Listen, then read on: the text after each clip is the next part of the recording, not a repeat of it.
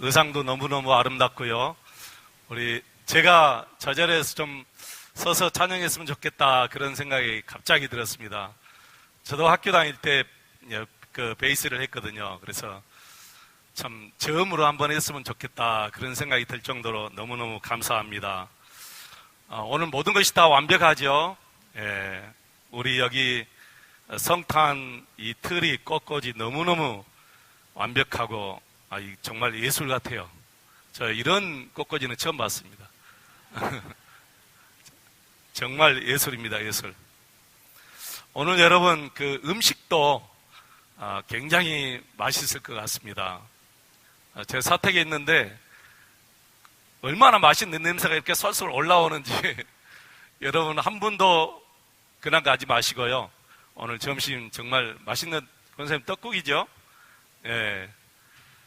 너무너무 맛있는 떡국에다가 여러 가지 맛있는 반찬에 이렇게 준비한 것 같습니다. 여러분 다 같이 드시고 가시기를 바랍니다. 임마누엘로 오신 예수님, 이런 제목으로 같이 은혜를 사모하겠습니다. 임마누엘로 오신 예수님. 우리 예수님은 예수 이름 외에 한 가지 이름을 더 가지고 계십니다. 뭐죠? 임마누엘. 임마누엘. 임마누엘의 뜻은 하나님이 우리와 함께 계시다 입니다. 하나님께서 우리와 함께 계시다. 그 유명한 사도 바울이 임마누엘 이 말씀을 갈라디아서 2장 20절에서 이렇게 말합니다. 내가 그리스도와 함께 십자가에 못 박혔나니 그런즉 이제는 내가 사는 것이 아니요 내 안에 예수 그리스도께서 사신 것이라. 이제는 내가 사는 것이 아니라 내 안에 예수 그리스도께서 사신다. 우리도 그렇습니다. 우리 예수님이 우리 안에 사십니다. 이것이 임마누엘입니다. 우리 예수님은 우리 마음 안에서 나와 함께 여러분과 함께 사시기 위해서 이 세상에 오신 것입니다.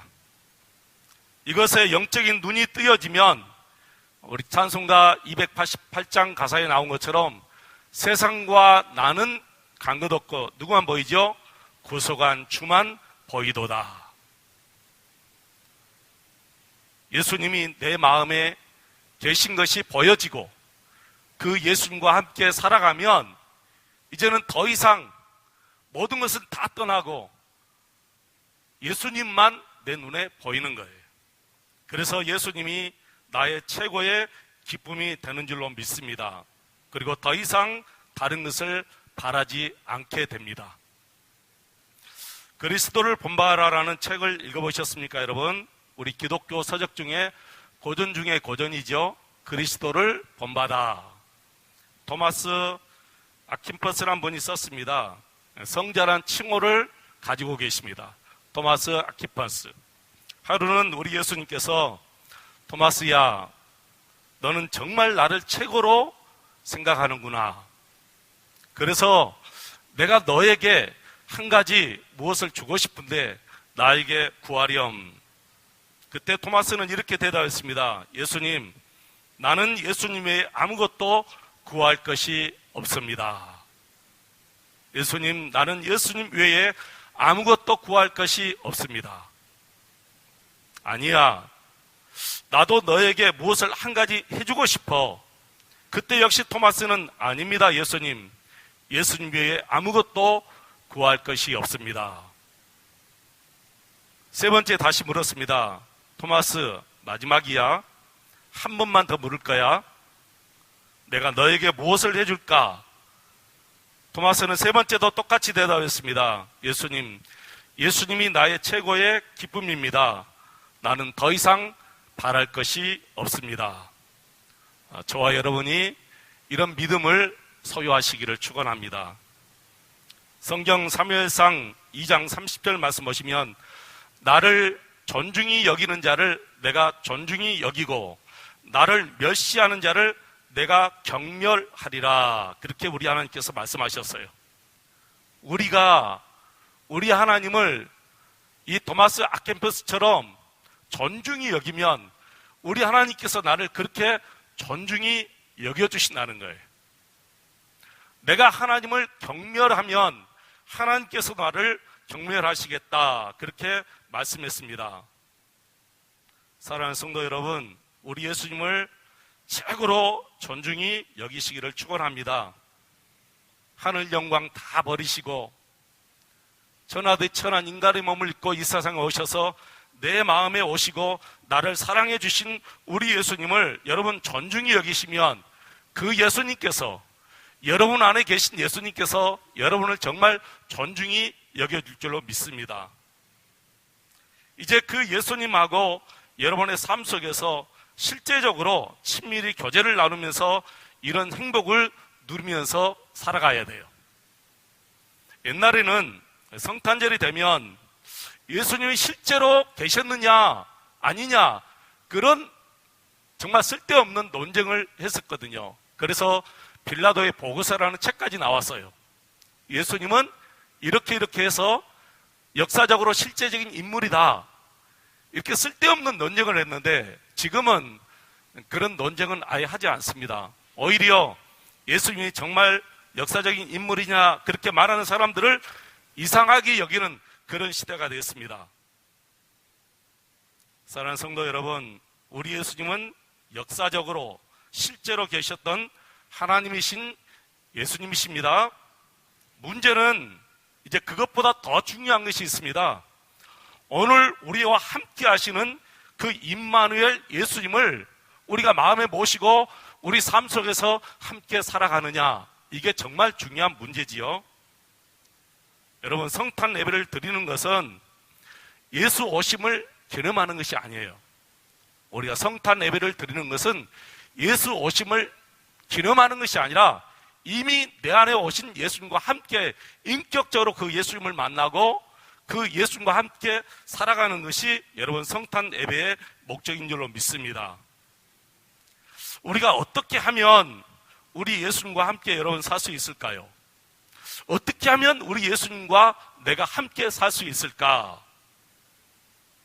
가장 우선시 되는 것 두 가지가 있는데요. 내가 죽는 것입니다.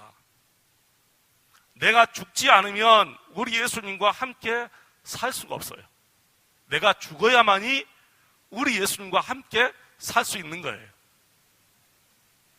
그래서 내가 죽었다라는 의미가 두 가지 의미가 있거든요. 첫째는 법적으로 이미 사망 선고를 내린 것이고요. 두 번째는 나의 자아가 죽는 것입니다. 법적으로 박수현 목사 너는 죽었다, 이렇게 사망 선고를 내려야만이 예수님이 나와 함께 살 수가 있는 거예요. 두 번째는 내 자아가 죽어야만이 예수님과 함께 우리가 친밀히 살아갈 수가 있습니다. 첫째, 바울은 갈라디아서 2장 20절에서 자신은 이미 예수님과 십자가에서 죽었다고 고백했지요. 나는 이미 예수님과 함께 십자가에서 죽었다. 이미 자신에 대해서 사망 선고를 내렸습니다. 그리고 이제는 예수님이 자신 안에서 사신다, 그렇게 고백했습니다. 여러분, 그렇습니다. 우리 역시 예수님께서 십자가 위에 달려 죽으실 때 나도 함께 죽었습니다. 이것을 믿어야 됩니다. 우리 하나님은 더 이상 죽은 자 죄를 묻지 않습니다. 죽은 사람의 죄를 우리 하나님은 묻지 않아요. 여러분, 일반 법정에서도 마찬가지죠. 죽은 자에게는 더 이상 죄를 묻지 않고 다 묻어버려요. 그 모든 것을 그 사건을 다 끝내버려요. 죽었으니까 죽은 자에게 어떻게 여러분 더 이상 물을 수 있겠습니까? 그런데 여러분, 우리는 예수님과 함께 죽었다는 것이 중요합니다. 나만 죽으면 아무 쓸모가 없어요. 문제는 내가 예수님과 함께 죽었느냐, 그게 중요한 거예요. 나만 죽으면 하나님의 무서운 심판이 있습니다. 문제는 예수님과 함께 내가 죽었느냐, 이것이 뭐죠? 임마누엘입니다. 나는 예수님과 함께 죽었다.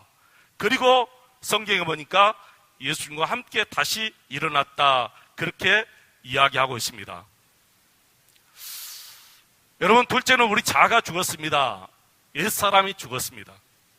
로마서 6장 6절 말씀 보니까 우리가 알거니와 우리 옛사람이 예수와 함께 십자가에 못 박힌 것은 그랬어요.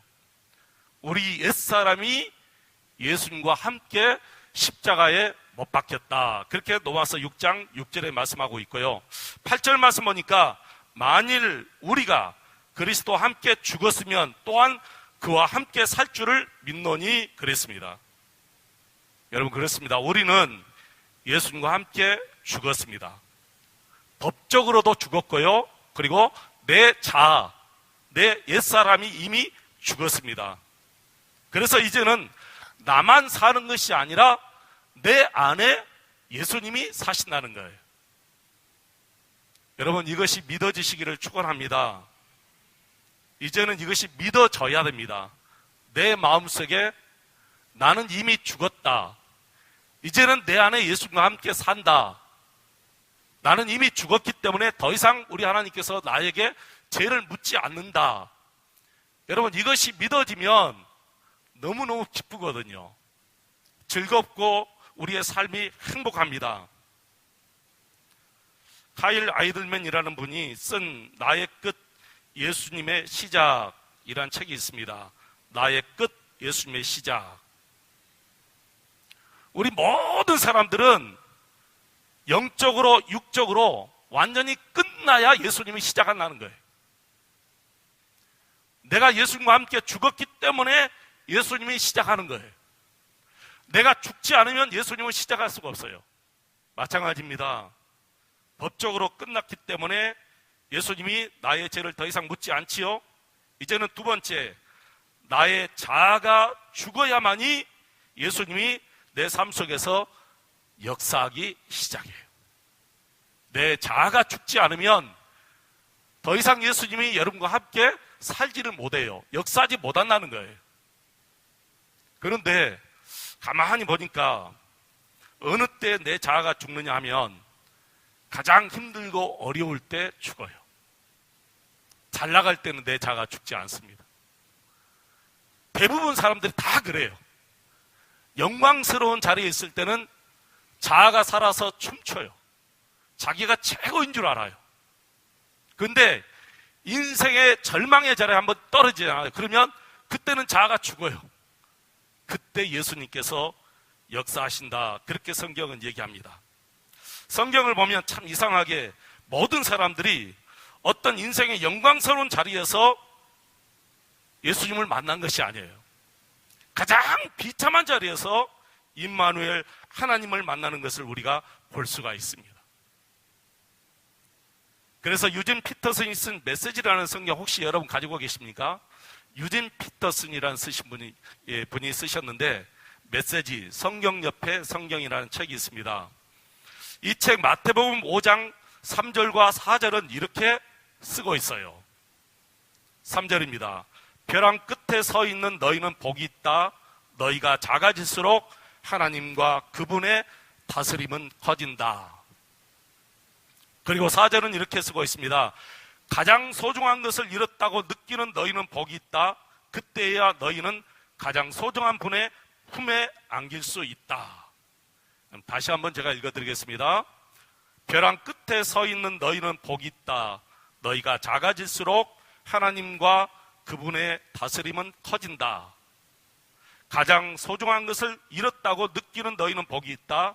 그때야 너희는 가장 소중한 분의 품에 안길 수 있다. 여러분 이것이 복음의 핵심입니다. 사랑하는 성도 여러분, 여러분이 지금 벼랑 끝에 서 있습니까? 아니면 소중한 것을 잃었습니까? 이것은 여러분에게 저주가 아니라 오히려 하나님의 축복인 줄로 믿습니다. 왜죠? 우리 주님을 만날 수 있기 때문이고 내 자아가 죽는 시간이기 때문에 그렇습니다. 그런데 여러분 꼭 인생의 벼랑 끝에 가서야만이 내 자아가 죽어야 합니까? 가장 인생의 소중한 것을 잃어버려야만이 내 자아가 죽어야 합니까? 아니죠. 바울은 나는 날마다 죽노라 그렇게 고백했어요. 나는 날마다 죽노라. 여러분도 그렇게 고백하시고 살아가시기를 바랍니다. 여러분의 자아가 죽어야 우리 하나님을 만날 수 있는 기회가 있거든요. 사도 바울은 자기 몸에 질병을 가지고 살았어요. 그 질병을 바울은 가시라 그렇게 표현했습니다. 왜 가시라고 했을까요? 계속해서 자기 자신을 괴롭히기 때문에. 가시는 계속해서 찌르잖아요. 자기 몸의 질병을 가시라고 표현한 이유는 그만큼 그 질병이 자기 자신을 너무나 많이 괴롭힌 거예요. 죄송합니다. 저는 온몸이 성하기 때문에 몸에 질병을 가지고 있는 분들의 그 심정을 100%는 이해하지 못합니다. 몸에 불구를 가지고 계신 분들의 그 마음을, 그 심정을, 그 삶의 불편함을 저는 100% 이해를 못합니다. 그러나 이해를 하려고 많이 노력합니다. 여러분의 그 아픔과 함께 동참하려고 많이 노력합니다. 그러나 100%는 제가 알 수가 없을 것입니다. 사울 바울도 그랬습니다. 그 가시가 너무 자기를 괴롭히니까 하나님께 기도했습니다. 하나님, 내 몸에 가시를 좀 뽑아주십시오. 내 몸의 질병을 좀 고쳐달라, 그런 뜻이지요. 그렇지만 우리 하나님께서는 이렇게 말했습니다. 내 은혜가 너에게 족하도다. 내 은혜가 너에게 족하도다. 사도 바울은 그 가시가 임마누엘 주님을 날마다 경험하는 좋은 기회가 되었습니다. 만약에 사도 바울에게 그 가시가 없었다면 임마누엘 주님을 임재하는 체험을 그는 못하고 살아갈 수가 있었을 것입니다. 자기 교만 때문에, 자기 잘난 것 때문에 날마다 교만해서 춤추며 살았을 것입니다. 그런데 그의 몸의 질병, 그 가시 때문에 사도 바울은 날마다 주님을 임재하는 체험을 하고 살았습니다. 사랑하는 성도 여러분, 여러분 몸에 가시가 있습니까? 여러분 몸에 질병이 있습니까? 아니면 불구가 있습니까? 그때가 날마다 매 시간마다 주님의 임재를 체험하는 좋은 기회가 될 줄로 믿습니다. 혹은 죄 때문에 수치심을 가지고 살아가고 있습니까? 지금이 임마누엘 주님을 만나는 기회입니다. 죄의 모든 수치심과 부끄러움을 다 지워버리고 참 평안을 누릴 수 있는 기회가 바로 지금이에요. 그래서 신학자 로이 네신이라는 분이 이런 글을 올렸습니다. 인간에게 가장 필요한 것이 돈이었다면 우리 하나님은 세상을 이처럼 사랑하사 사업가를 보내주실 것이다. 인간에게 가장 필요한 것이 지식이었다면 하나님은 세상을 이처럼 사랑하사 교육가를 보내주셨을 것이다. 인간에게 가장 필요한 것이 건강이었다면 하나님은 세상을 이처럼 사랑하사 의사를 보내주셨을 것이다. 그러나 인간에게 가장 필요한 것이 죄사함이기 때문에 하나님이 세상을 이처럼 사랑하사 예수 그리스도를 보내주셨다. 여러분, 그렇죠? 우리 인간에게는 죄사함이 가장 중요하고 죄사함이 가장 필요한 줄로 믿습니다. 왜 그럴까요? 죄사함 없이는 하나님 앞에 나갈 수도 없고 하나님 앞에 설 수도 없기 때문에 그렇습니다. 죄사함 없이는 누구도 마음의 참 평안을 얻을 수가 없습니다. 우리 인간은 한 사람도 예외 없이 우리 구주 예수님이 필요합니다. 그래서 성경을 보시면 누구에게나 우리 하나님께서 항상 이렇게 말씀하십니다. 내가 너와 함께 있겠다. 내가 너와 함께 하겠다. 이것이 임마누엘 하나님의 선언이에요. 내가 너와 함께 있겠다. 여러분, 올해 성경을 읽으시면서 전체를 다 읽어가면서 함께라는 말씀을 한번 줄을 그어보시기 바랍니다. 함께. 우리 하나님은 성경에 나오는 모든 사람들과 함께 하시겠다고 분명히 말씀하십니다. 모세에게도 내가 너와 함께 하리라. 여호수아에게도 내가 너와 함께 하리라. 아브라함에게는 수십 번 내가 너와 함께 하리라 그렇게 말씀하셨고요. 아브라함의 아들 이삭에게도 내가 너와 함께 하리라 그렇게 말씀하셨고요. 그의 손자 야곱에게도 내가 너와 함께 하리라 말씀하셨습니다. 야곱의 아들 요셉에게도 내가 너와 함께 하겠다 수십 번을 말씀했습니다. 하나님이 우리와 함께 하신다는 말이 임마누엘입니다. 임마누엘, 예수님이, 우리 하나님이 나와 함께 하신다. 사무엘 선지자에게도, 다윗에게도, 그의 수많은 선지자에게도 언제나 우리 하나님은 한결같이 내가 너와 함께 하겠다고 말씀하셨고, 이 자리에 계신 여러분에게도 이 시간 내가 너와 함께 하겠다 이렇게 말씀하신 줄로 믿습니다. 그래서 우리 하나님은 말로 하지 않으시고 실제로 우리와 같은 인간의 몸을 입고 이 세상에 예수님을 보내주셨어요. 이것이 여러분 성탄의 의미입니다. 내가 너와 함께 한다. 이걸 말로만 하지 않으시고 실제로 보여주신 것이 성탄이라는 거예요. 그래서 우리 예수님도 요한복음 14장 18절 말씀 보시면 내가 너희를 고아처럼 버려두지 않겠다 그렇게 말씀하셨어요. 제가 이 말씀을 좋아하거든요. 내가 너희를 고아처럼 버려두지 않겠다. 고아처럼 버려두지 않겠다 이 말은 내가 너 책임져 줄게, 내가 너 보호해 줄게, 내가 너 사랑해 줄게 이 말이거든요. 내가 너를 책임져 줄게. 천국 갈 때까지 내가 너 책임져 줄게. 이 세상에서, 광야 같은 이 세상에 살면서 내가 너를 보호해 줄게. 그리고 누구에게 사랑받지 못해도 내가 너 끝까지 사랑해 줄게. 변함없이 우리를 사랑해 주신다는 거예요.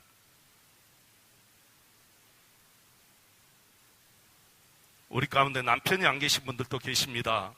여러분 실망하지 말고 힘없이 살아가지 마시기 바랍니다. 하나님께서 말씀하십니다.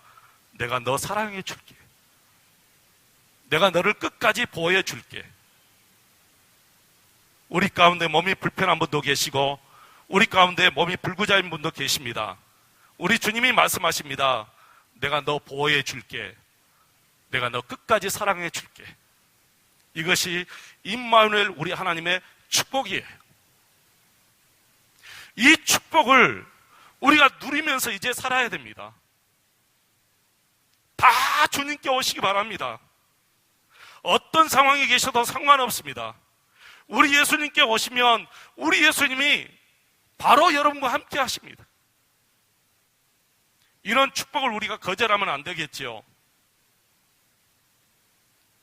날마다 예수 그리스도 안에서 나는 죽었다 내 자아가 죽었다 그러면서 사셔야 돼요. 그래야만 우리 예수님께서 여러분 안에서 역사하기 시작하고 여러분을 하나님의 도구로 쓰기 시작하는 거예요. 내 자아가 살아있으면 더 이상 우리 예수님이 나를 통해서 역사하지 못합니다. 나를 도구로 쓸 수가 없어요.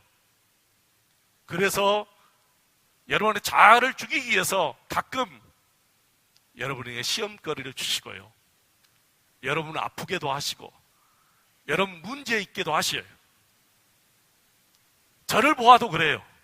문제가 있어야 내 자아가 죽어요. 어려움이 있어야 내 자아가 죽지.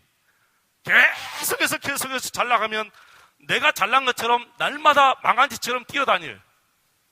그러나 문제가 있으면 내 자아가 죽습니다. 바울이 그걸 증명하는 거예요.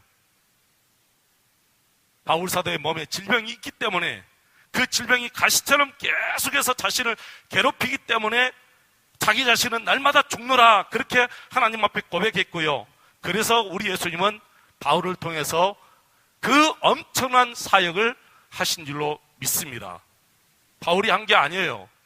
우리 예수님이 하신 거예요. 사랑하는 성도 여러분, 이제 우리가 어떻게 살아야죠? 하나님의 도구로 살아야 될 줄로 믿습니다. 하나님이 쓰시는 도구로 살아야 돼요. 예수님을 만났잖아요. 우리가 인격적으로 우리 예수님을 만났잖아요. 이제는 그 예수님과 함께 실제로 삶 속에서 우리가 살아야 돼요. 그리고 그 예수님께 내 삶을 드리고 내가 쓰임받는 도구가 되어야 됩니다. Be the Message라는 책이 있습니다.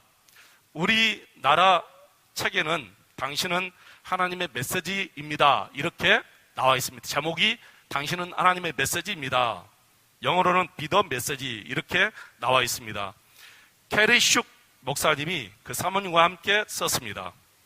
이 책의 요점은 우리가 하나님께 쓰시는 도구가 되어야 한다는 것이지요. 우리는 하나님께 쓰임받는 도구가 되어야 된다.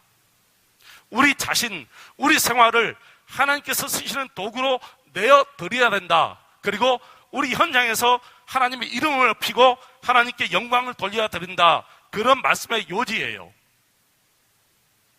저와 여러분이 내가 거하는 것에서, 내가 자동차에 있으면 자동차의 그 현장에서, 내가 사업장인 그 현장에서, 내가 그 직장의 현장에서 하나님께 쓰임받는 메시지 도구가 되어야 된다는 거예요. 그러면서 자신의 경험담을 이렇게 하나 썼습니다. 어느 날 이 목사님 부부가 손님을 초청하고 손님께 대접하기 위해서 마트에 가서 물건을 가득 채워가지고 이제 계산대 앞에 딱 오는데 마침 이 목사님 앞에 어떤 여인이 이렇게 많은 물건을 사가지고 하나씩 그 계산대 위에 놓는 거예요. 얼마나 이 여인이 정말 하나씩 느리게 놓는지 목사님이 열을 받은 거예요. 좀 빨리빨리 했으면 좋겠는데 자기도 빨리빨리 하고 계산해서 집에 가서 이걸 음식을 만들어서 손님을 접대해야 되니까 빨리빨리 했으면 좋겠는데 이 여인이 너무너무 늦으니까 열이 난 거예요. 이제 화가 짜증이 나지요. 그래서 기다리고 있는데 이 여인이 물건을 다 이제 내려놓고 계산을 하면은 이제 카드가 있어야 되잖아요. 그래서 지갑을 꺼내가고 카드를 찾는데 그걸 또 카드를 찾느라고 시간이 거기서 막 하는 거예요. 카드가 없어요. 그래서 여자분들은 대부분 그러잖아요. 카드가 없으면 이제 지갑을 그 위에다가 다 이렇게 해가지고 막 털어가지고 이제 카드를 또 찾잖아요. 그러니까 목사님이 완전히 이제 머리가 터질 것 같아요. 다른 데로 갔으면 좋겠는데 이미 다른 이제 통로는 다 채였고 그러니까 기다렸는데 지갑이 없으니까 이 여인이 그 계산대 그분에게 이렇게 말하는 것을 목사님이 들었습니다. 죄송합니다. 내가 원래 이런 사람이 아닌데 제 딸이 암에 걸려 처음으로 항암제 치료를 받고 이 아이가 먹을 수 있는 것을 사가지고 오려고 경황이 없어서 왔습니다. 이 여인의 말을 듣고 목사님이 마음이 쫙 내려앉으면서 이렇게 말했습니다. 제 카드로 이 여인의 물건을 다 계산해 주십시오. 이분 책에서 이렇게 썼습니다. 이분이 사람들은 그런 나를 보고 참 젠틀리하다 그렇게 라고 생각하지만 나는 그 시간 회개하는 마음으로 그렇게 했다라고 했습니다. 사람들은 나를 보고 참 젠틀리하다 이렇게 말했지만 나는 그 시간 회개하는 마음으로 그렇게 했다. 왜 회개하는 마음으로 그렇게 했을까요? 자신이 하나님을 모시고 살면서 사람들 앞에서 한 번도 하나님의 메시지로 살지 못했다는 것이지. 여러분, 이 시간 이후로 우리 삶의 현장에서 우리는 하나님의 메시지로 살아야 될 줄로 믿습니다. 하나님의 메시지로 살아야 돼요. 하나님의 이름을 이렇게 높여드려야 되고 하나님의 영광을 높여드리는 저와 여러분 되시기를 축원합니다.